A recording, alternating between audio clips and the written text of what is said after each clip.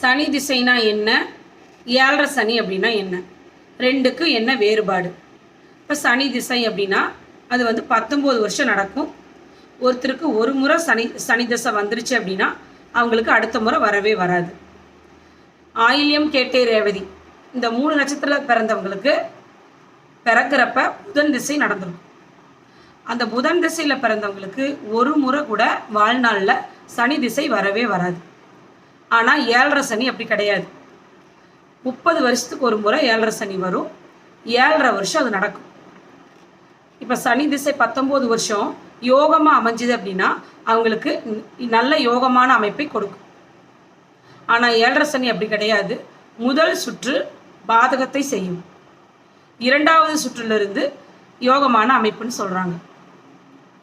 அப்போ சனி திசை குரு திசை, ராகு திசை இந்த திசைகளை போல அதுவும் ஒரு யோகமான திசை தான்.